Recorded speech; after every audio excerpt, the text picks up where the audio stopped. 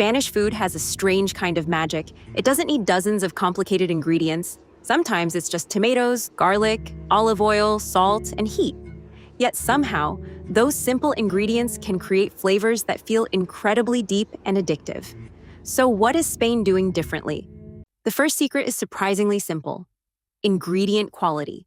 Spanish cuisine was built around ingredients that don't need to hide behind heavy sauces. A perfectly ripe tomato brings sweetness and acidity. Good olive oil adds fruity bitterness and aroma. Garlic brings sharpness.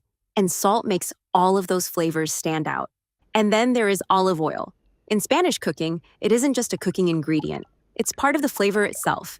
Its aroma, bitterness, and fruity notes can completely change how a dish tastes. And when it's combined with acidic ingredients like tomatoes or citrus, the contrast becomes even more noticeable. But Spanish cuisine isn't simply about using good ingredients. It's about contrast: sweet against salty, acidic against rich, fresh against smoky, soft against crispy. Your brain notices these differences instantly, and that contrast keeps every bite interesting. And nowhere is this idea more obvious than paella. Rice absorbs the flavors around it, while seafood, vegetables, spices, and olive oil create layers of aroma. But there's another trick hiding underneath the surface: heat.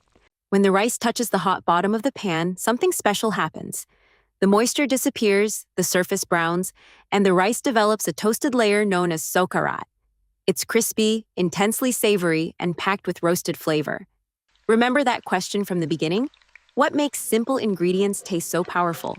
One answer is how Spain treats them. Instead of covering ingredients with complicated sauces, Spanish cooking often transforms them through heat, time, and fat. Take garlic, for example. Raw garlic can be sharp and aggressive, but gently heating it in olive oil changes everything. Its harshness softens, its aroma becomes richer, and new roasted flavors begin to develop. Heat also creates something called the Maillard reaction. It's responsible for many of the delicious flavors we associate with roasted and browned food. Proteins and sugars react under high temperatures, creating hundreds of new aroma compounds. That's why browned food often smells and tastes dramatically better than the raw ingredients.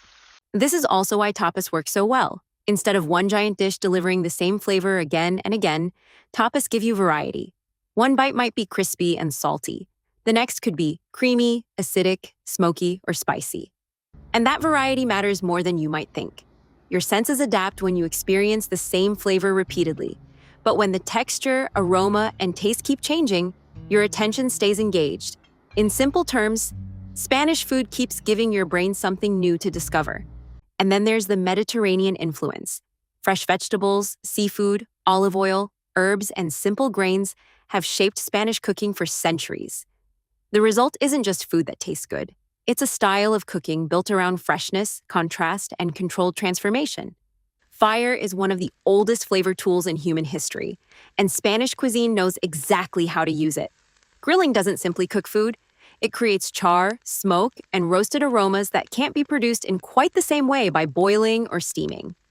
Take a simple red pepper. Raw, it tastes fresh and slightly sweet. Roasted over fire, and its skin blisters, while its natural sugars become deeper and more concentrated. Suddenly, the same vegetable tastes smoky, sweet, and almost meaty. Then Spain adds another layer: paprika, especially smoked paprika, which can bring a surprisingly deep aroma to food. A tiny amount can make vegetables, potatoes, seafood, and stews taste as if they've been cooking over a wood fire. And that's really the secret behind Spanish food. It's not one magical ingredient.